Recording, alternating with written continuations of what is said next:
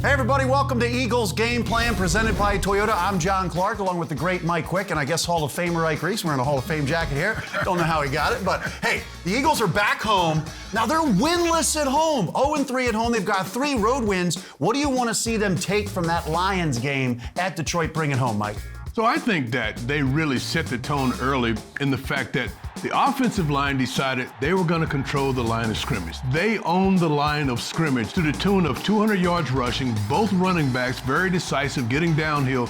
They ran the ball very effectively, but the key, they controlled the line of scrimmage. How about you? I bet he's going defense. Well, of course. I mean, you hold a team to 6 points and you score 6 points yourself. I got to start with the defense, and if I'm going to start with the defense, I got to give some love to the linebackers. I was very impressed with the way the young guys played in this past game. Downhill, what we've been asking for all year long, making sure you deliver the blow. T.J. Edwards, Javion Taylor showed a lot of flash in this game. Want to see them carry that over into this game, going up against this crew of running backs. They're going to need to play with that same sort of intensity, like what I saw from the young linebackers, the defense as a whole, but particularly those young guys playing aggressive up front. And the Eagles defensive line, they had 6 sacks led by defensive coordinator Jonathan Gannon. He joins our own Fran Duffy for a little tape study.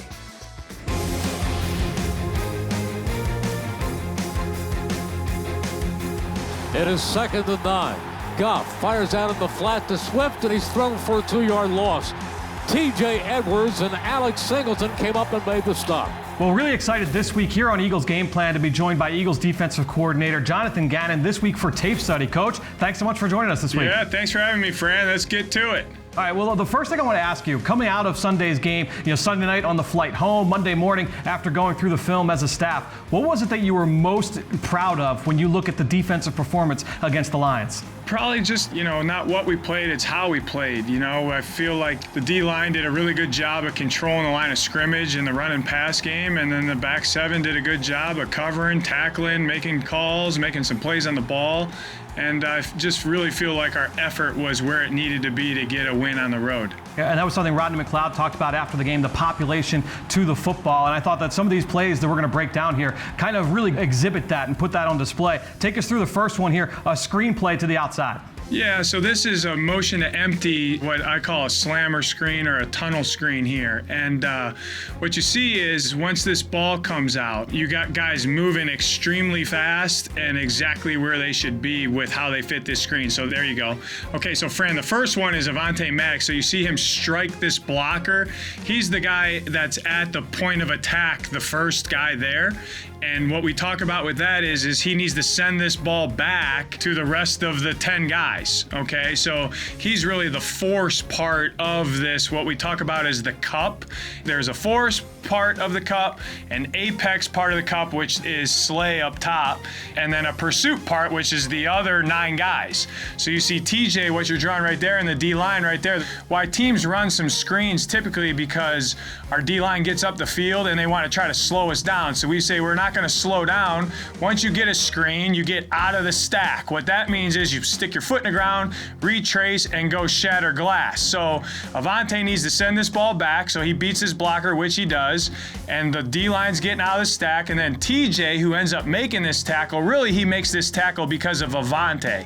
So because Avonte makes it so clear for him to get his angle, and now he can just go run and hit the ball. So what TJ does a really good job is he ends up beating that tackle to the spot and basically outruns him, and it's a negative yardage play where, sometimes if screens aren't played the proper way, depending what call you're in, they can be big explosive plays. So you see Avonte get up and clapping, he knows he's the guy that made that play. So we talk to our guys about, you do your job so your teammate can have success doing his.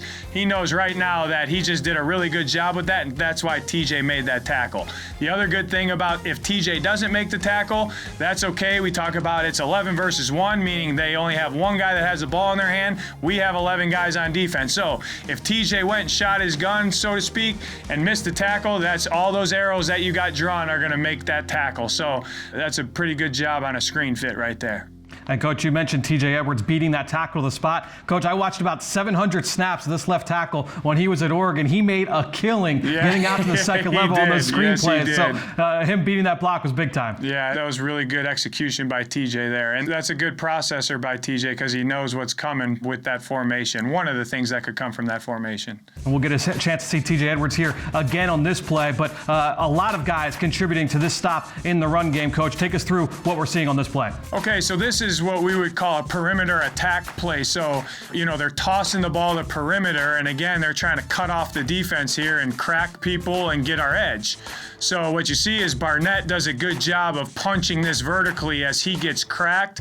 And what it does is it dents it a little bit. He ends up spinning out of this, but it dents it a little bit where that other guy pulling can't get around and get a hat on another blocker. So what we talk about with Barnett is he ends up taking two, which is what you need to do.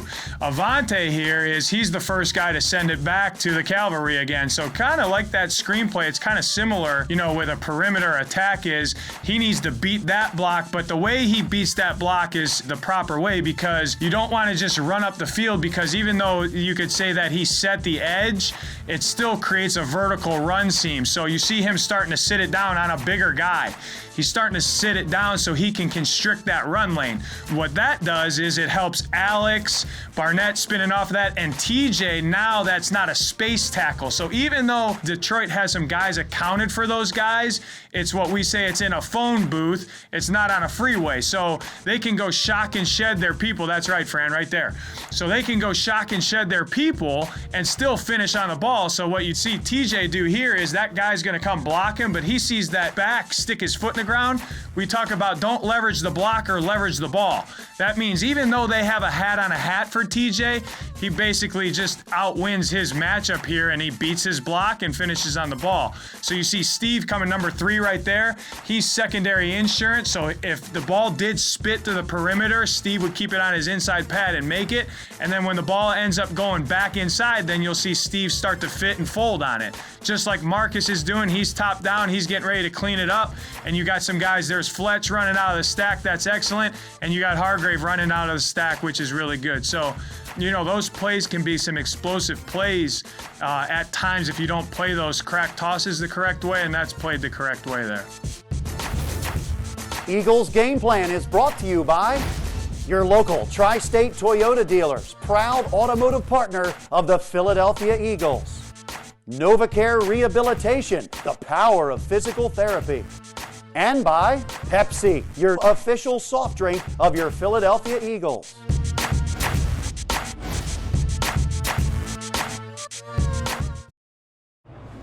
Guys, that doesn't happen very often in the league, this league, right? Where you physically just dominate somebody.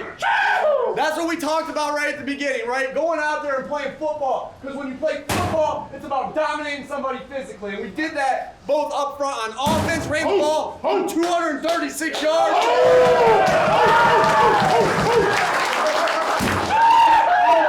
Up front on defense, 6 sacks, a number of hurries. They ran for 50 yards. Great job.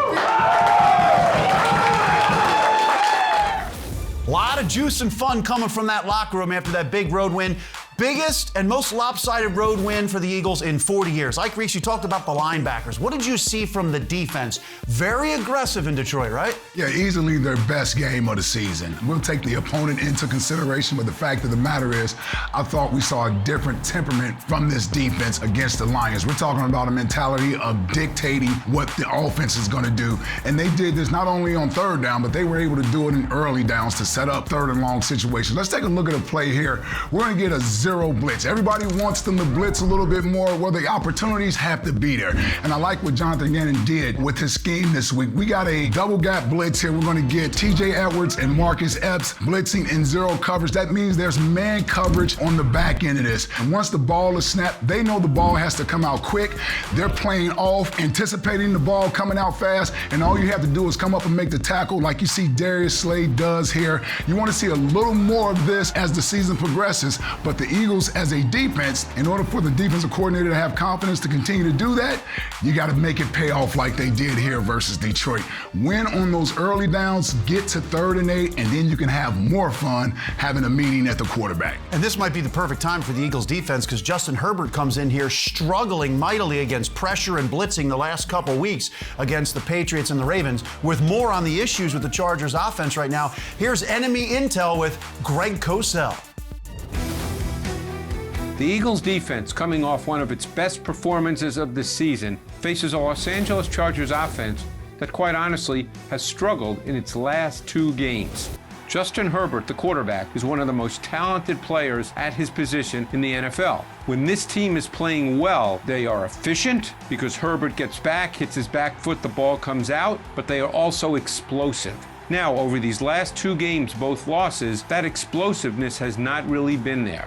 There's been a play here and there, but it's not really been a part of their offense, and that has bogged them down because there's a couple of issues with this offense that the Eagles hopefully can exploit. One is the offensive line, particularly on the right side where they are playing 2 backups, and we saw them exploited last week by the New England Patriots. The other factor is the run game.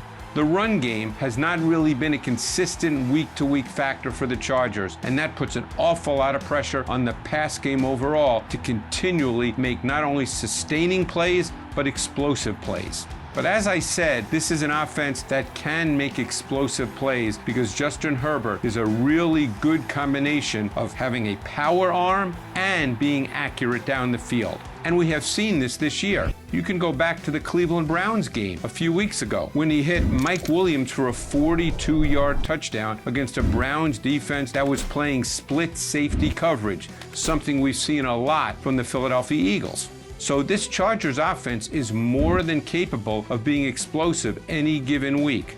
The Eagles can't bank on the fact that they've struggled a bit in their last 2 games.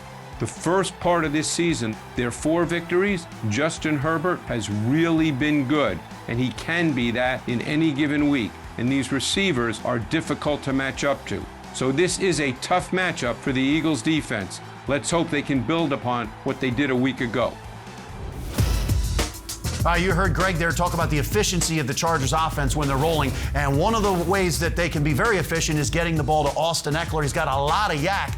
So coming off that win in Detroit, they were facing DeAndre Swift. What can the Eagles defense do to replicate that performance? Well, it certainly helps that they had great practice defending against a guy like DeAndre Swift, who leads all running backs in receptions and yards after the catch. But Austin Ekeler is one of the best in the game when you're talking about getting him the ball out of the backfield. So it's going to be important that they use that same sort of strategy they used last week, which is basically corral Austin Ekeler. Don't be fooled by his size. He is a strong runner, so you'd better be able to come up, wrap him up, and get him to the ground. Don't think arm tackles are going to bring Austin Ekeler down. When he's in the open field, he's looking to score every time he touches the ball. You know his nickname? Pound for pound. Yes. That's what they call it. So you got to make sure that guys get around him and get him on the ground. This is a similar defensive stand as they took last week. They've got to make sure that you get population to the football against this team.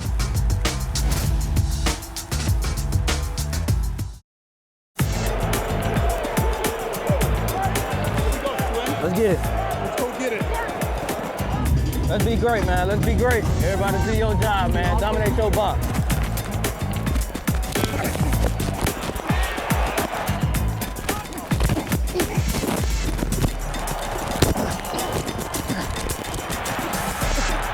Hey! Hey! You guys stretch out like Mr. Fantastic.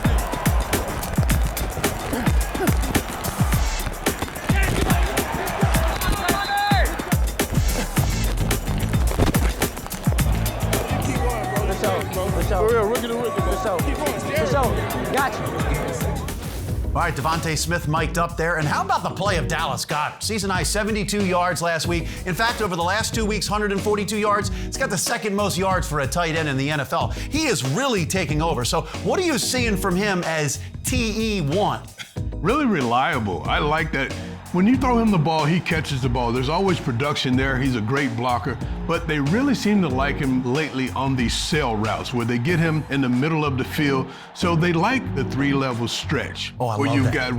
where you've got one target shallow, you got one intermediate, one deep. If you watch this play, it's 13 personnel where you've got 3 tight ends in the game. Now, on the defensive side, you're thinking run when you see that type of personnel package. But watch as the play unfolds. You're going to see Jordan Howard in the flat, and he's going to pull that flat defender to him. You're going to see Dallas Goedert at the intermediate level, and Jack Stoll going deep. So when you've got that 3-level stretch situation, it makes it a very defined throw for your quarterback. He finds Dallas Goedert, and this is where they're really having some success in the passing game, that 3-level stretch concept and getting the ball to the guy that's open. And they hit on some big play action plays with Dallas and started with the running game. As you said, they got the tight ends in there. And what a matchup you're going to see on Sunday with the great safety from the Chargers, Derwin James, probably against Dallas Goedert. With more on that, enemy intel with Greg Cosell.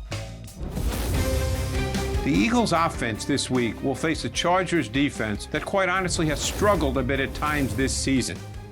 But they do have a special player in Derwin James. Now, he might be labeled a safety, but in Brandon Staley's defense, he plays 5 different positions. Now, I want to start with the run element because this is where James can be truly special. And it allows the Chargers to play, particularly in their nickel with 5 defensive backs. They play with what you might consider a lighter box. What they do, James in those situations will often line up as a back-end safety. But he's so good at adding into the run game from that back end that it's almost as if he is a box defender.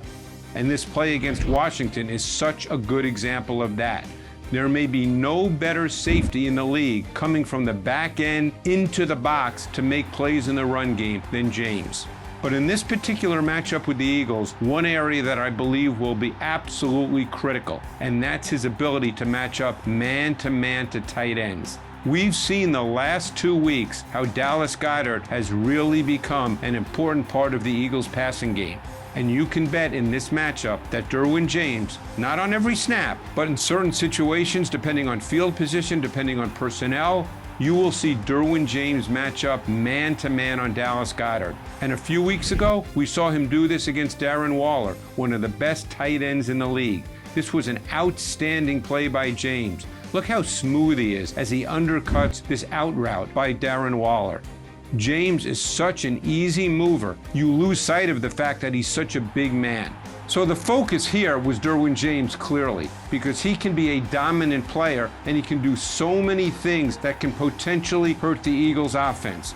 He is truly a player that they have to be aware of, because anywhere he lines up, he can be a factor, and he can be a factor both in the run game and in the pass game as a zone defender and a man-to-man defender.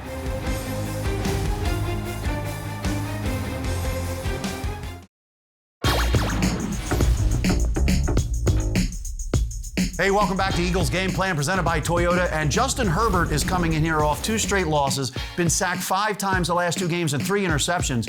There's also something maybe that the Eagles defensive line can take advantage with the Chargers, right? Well, I just think this revamped offensive line of the Chargers, and it is revamped, and especially the right side, I think there's a possibility there that you're going to get some more pressure, you're going to get some hits on Justin Herbert, but winning the line of scrimmage on the defensive side, I think is going to be the key to the success in this football game. Yeah, they've got backups at right tackle and right guard. How about you for right, Reese? What are you looking at? Well, I'm looking at our rookies continuing to grow each week, and I'm loving what I'm seeing from Landon Dickerson since he's been inserted into the starting lineup. He's handled being able to move from the right side to the left side, and he's getting better each week. So I love what I'm seeing from Landon Dickerson. You almost forget the guy had the type of surgeries he's had last year to end his season. To see him back on the field now playing at that level, future is bright for him. And then Milton Williams, arguably his best game last week versus Detroit, may have had a little personal motivation going into that game. He certainly played well. I think for most rookies to start off a little bit slow, they need to get used to the speed of the game, and then the second halves of the seasons for them,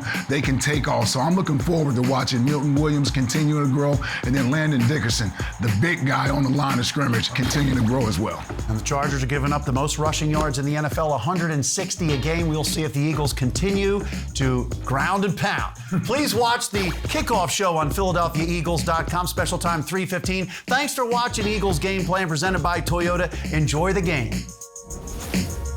Eagles Game Plan is brought to you by your local Tri-State Toyota dealers, proud automotive partner of the Philadelphia Eagles. NovaCare Rehabilitation, the power of physical therapy. And by Pepsi, your official soft drink of your Philadelphia Eagles.